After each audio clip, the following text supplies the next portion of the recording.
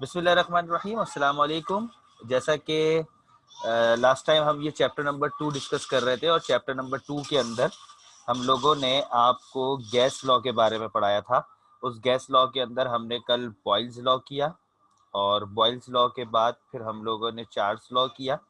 Boyle's law से हमको पता चला कि जो फार्मूला है बॉयल्स लॉ का वो P1 V1 is equal to P2 V2 और चार्ल्स लॉ में जो हमको फार्मूला मिला वो है V1 upon T1 is equal to V2 upon T2। ठीक है जी। तो आज जो हमारा न्यू पेज है वो न्यू पेज जो है उसको हम लिखते हैं, केमिस्ट्री का है ये और फर्स्ट ईयर की केमिस्ट्री है ये।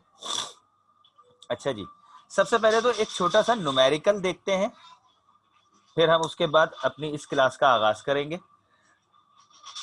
आप लोगों के ऊपर बहुत गहरा सवाल होगा, आप लोगों ने पहचानना है कि ये न्यूमेरिकल कौन से फॉर्मूले से होगा और कौन से टॉपिक का है।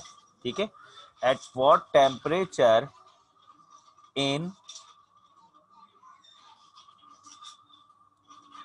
Celsius does a certain volume of a gas at 27 degree become double। बड़ा मजेदार न्यूमेरिकल है। एक्स्ट्रा कॉम्प्लीमेंट का हकदार होगा वो बच्चा जो मुझे ये न्यूमेरिकल करके दिखा दे या मुझे एटलीस्ट बता दे। ये बहुत आसान न्यूमेरिकल है लेकिन फर्स्ट अटेम्प्ट में नहीं होगा, फर्स्ट अटेम्प्ट में बहुत मुश्किल है ये। चलें जी बच्चों, माइक अनम्यूट करें और जरा जल्दी से मुझे बताएं कि इसमें क्या मालूम करने को दिया गया है। जल्दी जल्दी माइक अनम्यूट करके बताएं क्या मालूम करने को कहा गया है। टेम्परेचर। चलें, शाबाश। टेम्परेचर मालूम करने को कहा है, ठीक है, यानी कि T is equal to question mark. इन्होंने कहा क्या टेम्परेचर होगा, तो इसका मतलब है T2 हमारे पास क्वेश्चन मार्क है। Does a certain volume of a gas, के किसी वॉल्यूम, किसी गैस का जो वॉल्यूम है वो क्या हो जाए, डबल हो जाए। क्या हो जाए, बिकम डबल हो जाए। जब वॉल्यूम डबल हो जाएगा तो टेम्परेचर क्या होगा। ठीक है। जबकि पहला टेम्परेचर इन्होंने दिया हुआ 27 डिग्री, हम यहां लिखेंगे टेम्परेचर T1 है 27 डिग्री सेल्सियस और वॉल्यूम इन्होंने हमें एक भी नहीं दिया। और वॉल्यूम हमें कितने मिलने चाहिए, दो मिलने चाहिए, एक V1 एक V2, है ना भाई। ये होना चाहिए ना हमारे पास। मैं काम करता हूं, इसको मैं इस तरह करके लिखता हूं ताकि आपको जरा समझ में आए। इसको मैं जरा मिटाऊं।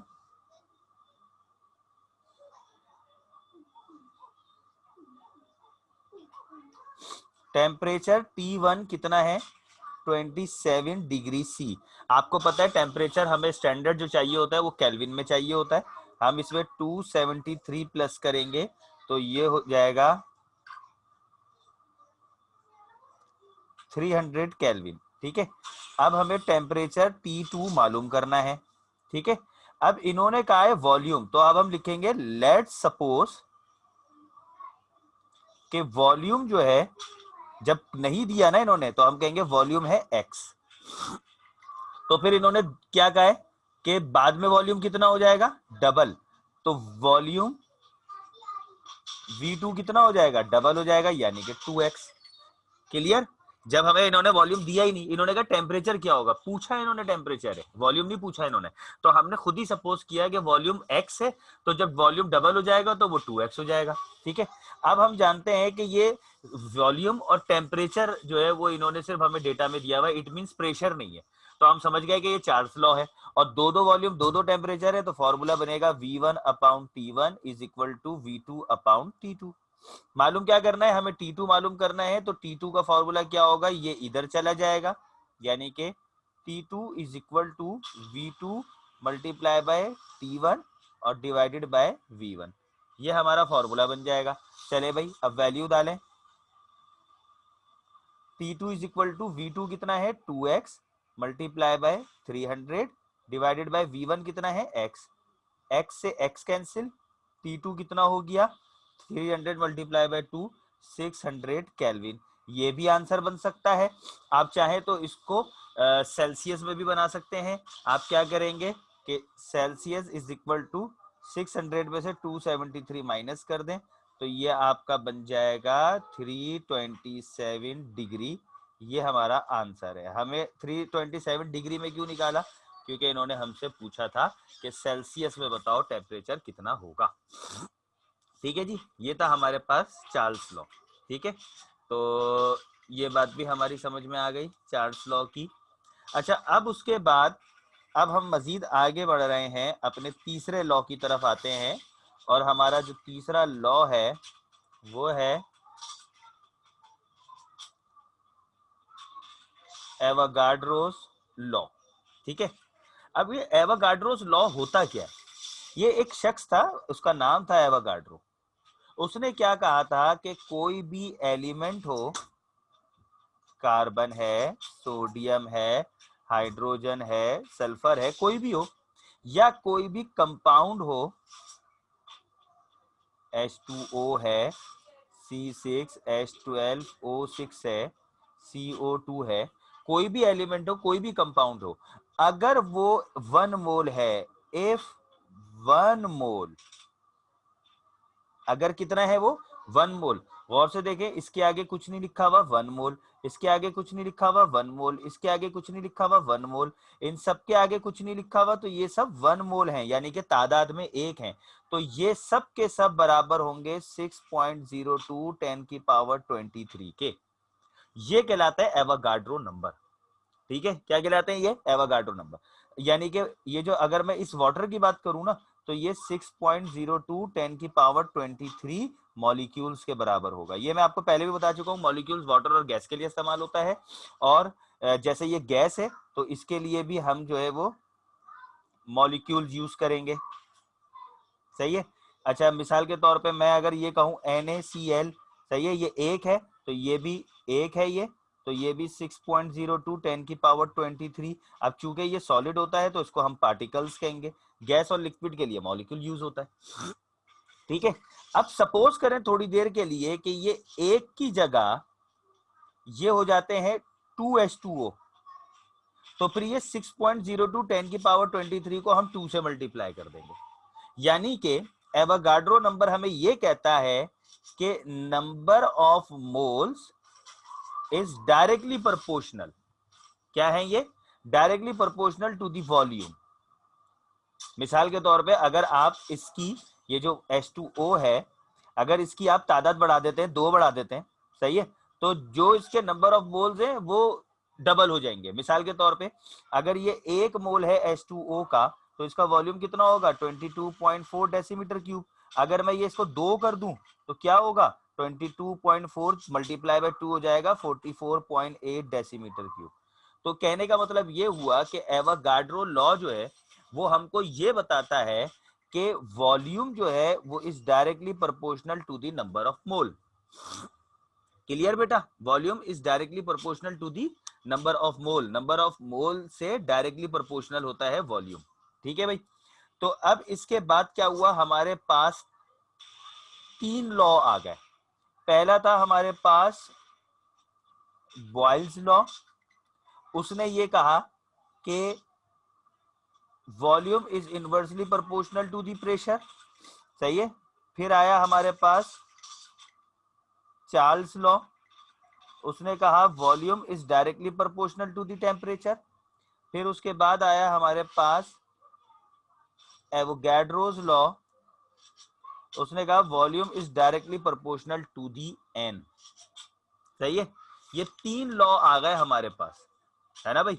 अब जब ये हमारे पास 3 लॉ आ गए, अब गौर से देखिएगा, अब इन तीनों लॉ को अब हम क्या करने जा रहे हैं, कंबाइन करने जा रहे हैं। Combine the above 3 loss. अब हम इन तीनों लॉ को कंबाइन करते हैं। इन तीनों लॉ में क्या चीज कॉमन है, इन तीनों चीज में टेक कॉमन वॉल्यूम, हम वॉल्यूम को कॉमन ले लेते हैं। तो क्या हो जाएगा, volume is directly proportional to the 1/v multiply by t multiply by n, है ना भाई, ऐसा ही है ना।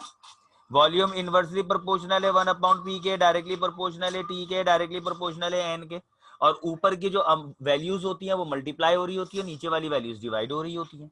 ठीक है, अब आप सबको पता है कि जब हम ये प्रोपोर्शनैलिटी का साइन हटाते हैं तो हम इज इक्वल टू लगाते हैं, और इज इक्वल टू लगाने के साथ एक कांस्टेंट लाजमी लगाना पड़ता है।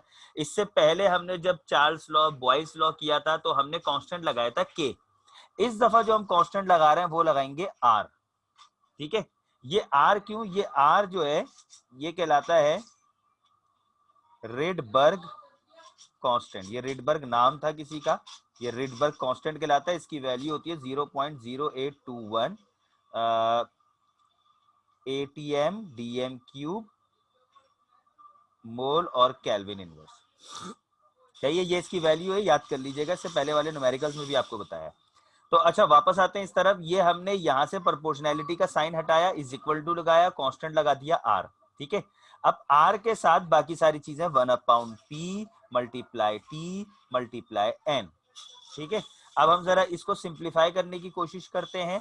ये हो गया r t n upon p, सही है।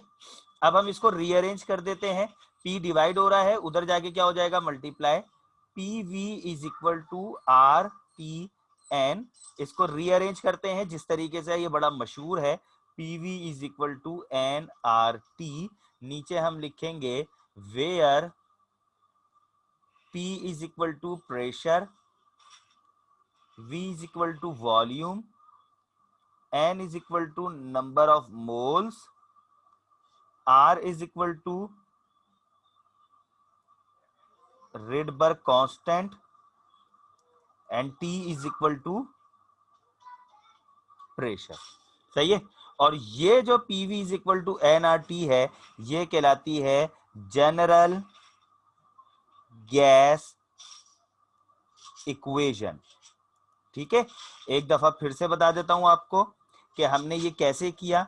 हमने लास्ट टाइम जो कल जो था हमारे पास, कल का जो हमारे पास लेक्चर था, उसमें हमने गैस लॉ स्टार्ट किया। तो सबसे पहले हमने बॉयल्स लॉ पढ़ा। बॉयल्स लॉ जो है वो प्रेशर और वॉल्यूम के दरमियान रिलेशन था जिसमें टेम्परेचर कांस्टेंट था, और प्रेशर वॉल्यूम का रिलेशन था इनवर्सली प्रोपोर्शनल, जिससे हमने फॉर्मूला निकाला P1 V1 is equal to P2 V2। ठीक है, और रिलेशन क्या था, रिलेशन ये था कि प्रेशर इनवर्सली प्रोपोर्शनल है वॉल्यूम के। ठीक है, फिर उसके बाद हमने दूसरी जो लॉ किया वो था हमारे पास Charles law. Charles law volume और टेम्परेचर के दरमियान रिलेशन था, प्रेशर कांस्टेंट था, इसने हमें यह बताया कि वॉल्यूम डायरेक्टली प्रोपोर्शनल है टेम्परेचर के। ठीक है, फिर आज हम लोगों ने एवोगाड्रो लॉ किया। इसने कहा कि वॉल्यूम जितना ज्यादा होगा नंबर ऑफ मोल्स भी उतने ज्यादा हो जाएंगे। अगर 1 मोल है तो वॉल्यूम 22.4 है, 2 मोल है तो वॉल्यूम 44 हो जाएगा, 3 मोल है तो वॉल्यूम 66 हो जाएगा, 4 मोल है तो वॉल्यूम 88 हो जाएगा। तो जितने आपका नंबर ऑफ मोल्स बढ़ते जाएंगे वॉल्यूम उतना ज्यादा होता जाएगा। तो वॉल्यूम और नंबर ऑफ मोल्स आपका डायरेक्टली प्रोपोर्शनल है। अब ये हमारे पास एवोगाड्रो नंबर था। ठीक है, अब हमने क्या किया, इन तीनों लॉ को कंबाइन कर दिया कि वॉल्यूम इनवर्सली प्रोपोर्शनल है प्रेशर के, वॉल्यूम डायरेक्टली प्रोपोर्शनल है टेम्परेचर के, वॉल्यूम डायरेक्टली प्रोपोर्शनल है नंबर ऑफ मोल्स के। हमने वॉल्यूम को कॉमन लिया और बाकी सारी चीजों को एक साथ लिख दिया। जैसे यहां देखें, वॉल्यूम जो है वो आपका डायरेक्टली प्रोपोर्शनल है 1/p के, और इनवर्सली प्रोपोर्शनल है 1/p के, और डायरेक्टली प्रोपोर्शनल है n और t के। फिर हमने इस प्रोपोर्शनैलिटी का साइन को हटाकर इज इक्वल टू और r लिखा। ठीक है, इज इक्वल टू और r लिखा, बाकी 1/p t और n एज इट इज। फिर हमने इसको कंबाइन किया, r t n upon p, फिर p डिवाइड हो रहा था उधर जाके मल्टीप्लाई हो गया, तो आपका फॉर्मूला बन गया pv is equal to nRT। ठीक है, ये कहलाती है आपकी जर्नल गैस इक्वेशन। क्या कहलाती है ये आपकी जर्नल गैस इक्वेशन। ठीक है, पहले तो बताएं ये बात समझ में आ गई सब बच्चों को? सही है बेटा, समझ में आ गई? पहले तो ये बता दें सब बच्चों को। जी सर आ गई। हाँ भाई चलें, ठीक है, समझ में आ गई ये बात। अच्छा, अब एक और बात, मजेदार बात, अब एक फॉर्मूला मैं आपको और ड्राइव करके बता रहा हूं। ये जो आपके पास फॉर्मूला है PV is equal to nRT, अब मुझे इसमें से R का फॉर्मूला बनाना है। जैसे आप देखें ना, पहले हमने देखा था कि P is equal to KV था, हमने K का फॉर्मूला बनाया, सही है, हमने K का फॉर्मूला बनाया था अपने, P is equal to K upon V था, तो हमने जब K का फॉर्मूला बनाया तो ये हो गया P अपॉन V बन गया था, ऐसा ही है ना। फिर जब हमने जो है वो फॉर्मूला बनाया था अपना, उसका K का फॉर्मूला बनाया था दूसरा टेम्परेचर वाला, तो वो बन गया था V अपॉन T बन गया था, है ना, बल्कि ये इधर आया था, ये ऊपर था, है ना भाई। तो हम लोगों ने जिस तरह चार्ल्स लॉ, बॉयल्स लॉ में कांस्टेंट का फॉर्मूला बनाया था, बिल्कुल इसी तरीके से हम यहां पर भी कांस्टेंट का फॉर्मूला बनाएंगे। और कांस्टेंट क्या है हमारे पास इस दफा? आर। तो आर का फॉर्मूला क्या बनेगा? ये एन टी ऊपर रहेंगे, ठीक है, और बल्कि इसको हमने गलत लिखा है। अब जब आर का फॉर्मूला बनाऊंगा तो ये एन और टी जो है वो आर के साथ मल्टीप्लाई हो रहे हैं, इज इक्वल टू के दूसरी तरफ जाके क्या हो जाएंगे? डिवाइड हो जाएंगे, और इज इक्वल टू के दूसरी तरफ पहले से पीवी है, तो नीचे जाके हो जाएगा एन टी। अब हम यहाँ पे कंडीशन रखते हैं कि if number of moles is 1, अगर नंबर ऑफ मोल्स कितने हैं? 1, तो ये फॉर्मूला क्या बन जाएगा? R is equal to p v upon n की जगह 1 लिख देंगे और T, है ना भाई, एन की जगह 1 लिख देंगे और ये T हो जाएगा। तो हमारे पास R का जो फॉर्मूला बनेगा वो बनेगा पी वी अपॉन T, ये हमारे पास R का फॉर्मूला बनेगा। आई बात समझ में? ठीक है। अच्छा, अब एक और बात छोटी सी समझिएगा, जब हमने कल बॉयल्स लॉ और चार्ल्स लॉ का फॉर्मूला बनाया था कि K is equal to p v और K is equal to V upon T, ये हमने कल दो फॉर्मूला बनाए थे ना, तो फिर हमने इस फॉर्मूले में ये भी कहा था कि जब हम कंडीशन चेक कर रहे होते हैं तो बिफोर एंड आफ्टर दोनों कंडीशन होती है। तो इसका मतलब है पहला प्रेशर भी होगा, दूसरा प्रेशर भी होगा, पहला वॉल्यूम भी होगा, दूसरा वॉल्यूम भी होगा, पहला टेम्परेचर भी होगा, दूसरा टेम्परेचर भी होगा। तो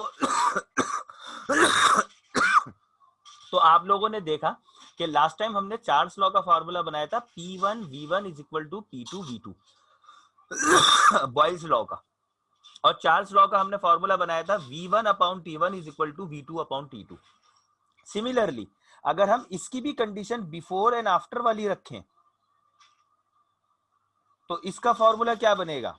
इसका फॉर्मूला बनेगा P1 V1 upon T1 is equal to P2 V2 upon T2। ये हमारे पास एक और नया फॉर्मूला ड्राइव हो गया। क्या हो गया? ड्राइव हो गया। ये कब होगा? जब if pressure, volume and temperature change, अगर प्रेशर, वॉल्यूम और टेम्परेचर चेंज हुआ तो फिर जो हमारा फॉर्मूला होगा वो ये वाला नहीं होगा बल्कि ये वाला होगा, क्योंकि जब प्रेशर, वॉल्यूम और टेम्परेचर चेंज होगा तो लाजिम सी बात है पहले कुछ और होगा तभी तो चेंज हुआ है। तो फिर हमारे पास दो प्रेशर हो जाएंगे, दो वॉल्यूम हो जाएंगे, दो टेम्परेचर हो जाएंगे। अब जल्दी से बताएं मुझे, यहाँ तमाम बच्चे समझ में आया? ये वाला फॉर्मूला भी ड्राइव करा, समझ में आया? जी सर। चलें, अब जब आपको समझ में आ गया तो अब शाबाश, तमाम बच्चे अच्छे बच्चों की तरह मुझे जरा फॉर्मूलाज लिखवाना शुरू करें। सबसे पहले आया था बॉयल्स लॉ, सबसे पहले बॉयल्स लॉ आया था ना, जल्दी से बताएं बॉयल्स लॉ का क्या फॉर्मूला पढ़ा था हमने? Sir V is directly P1 नहीं नहीं, P1 V1 is equal to P2. शाबाश, P1 V1 is equal to P2 V2। मुझे उसकी अब इक्वेशन ना बताएं, डायरेक्ट बताएं हमने एंड में फॉर्मूला क्या निकाला था। तो एक फॉर्मूला ये हो गया। चार्ल्स लॉ का क्या फॉर्मूला था?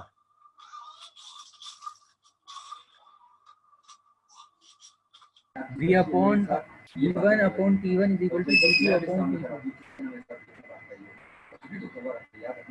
ठीक है, और फिर जर्नल गैस इक्वेशन क्या है?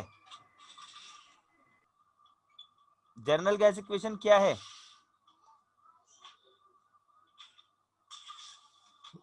PV is equal to nRT. शाबाश।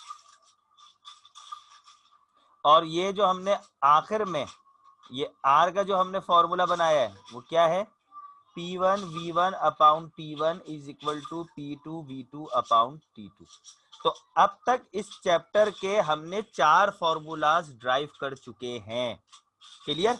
और एक और इंपॉर्टेंट बात जो अब तक हमने देखी कि R की वैल्यू है 0.0821 decimetre cube ATM upon mole और केल्विन। ठीक है, ये हमारे पास कांस्टेंट वैल्यू कहलाती है। अच्छा, बाज औकात बोर्ड वाले बहुत होशियार होते हैं, ये वाली वैल्यू आप कब यूज करेंगे?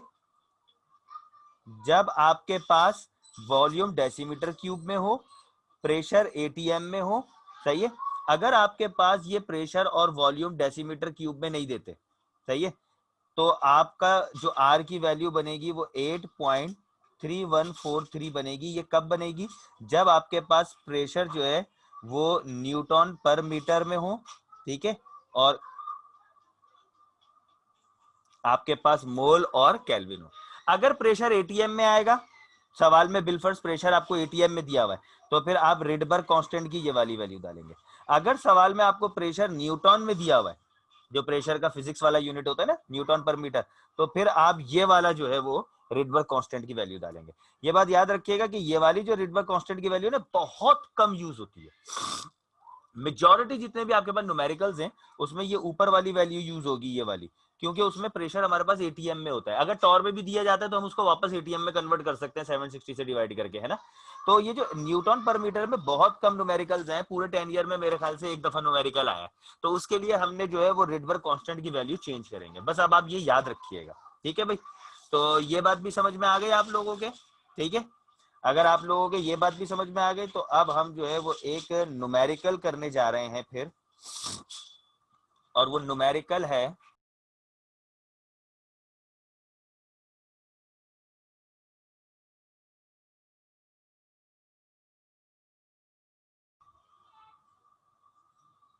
आ गया बच्चों? आवाज आ रही है ना मेरी?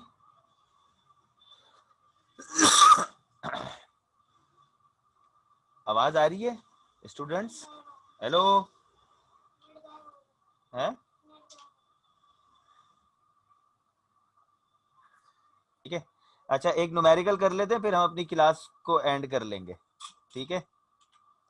अच्छा जी, न्यूमेरिकल ये है, तमाम बच्चे जरा गौर से सुनिएगा।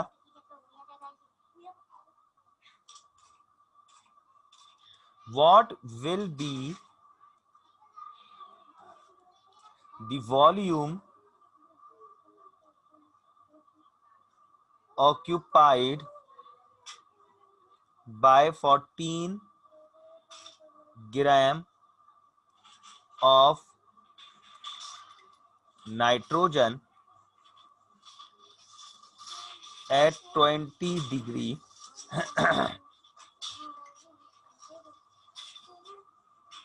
and अच्छा ये नाइट्रोजन गैस है, ठीक है, एंड 740 टॉर प्रेशर। चलें जी, मैं इसको खुद सॉल्व कर रहा हूं, आप बस देखते रहिएगा सॉल्व करने का तरीकेकार क्या होता है। इन्होंने पूछा है what will be the volume, तो volume V is equal to question mark, ठीक है, occupied by 14 gram of nitrogen gas, तो ग्राम मास को कहते हैं, मास ऑफ नाइट्रोजन गैस कितना है? 14 ग्राम। अब लाजी सी बात है, मास दिया हुआ है तो मोलर मास भी निकालेंगे आप, सही है। जब आप मोलर मास निकालेंगे, molar mass of nitrogen gas, ये बात याद रखिएगा, नाइट्रोजन N को कहते हैं, ठीक है। यहां मैं लिख देता हूं रेड से ताकि आपको पता चल जाए, ये N नाइट्रोजन होता है, और जब नाइट्रोजन गैस की बात कर रहे हैं तो वो N2 होता है। N2 का मतलब होता है नाइट्रोजन गैस, ठीक है। तो इसका मतलब है कि N2 की बात हो रही है। N का हमारे पास एटॉमिक मास होता है 14, तो 14 मल्टीप्लाई बाय 2, तो मोलर मास हो जाएगा आपका 28 ग्राम, ठीक है। फिर टेम्परेचर कितना है, आवाज आ रही है ना सब बच्चों को क्लियर? टेम्परेचर है 20 डिग्री सी, इसमें 273 प्लस करेंगे तो ये हो जाएगा 293 केल्विन, ठीक है। जवाब नहीं दिया आप लोगों ने, आवाज आ रही है ना?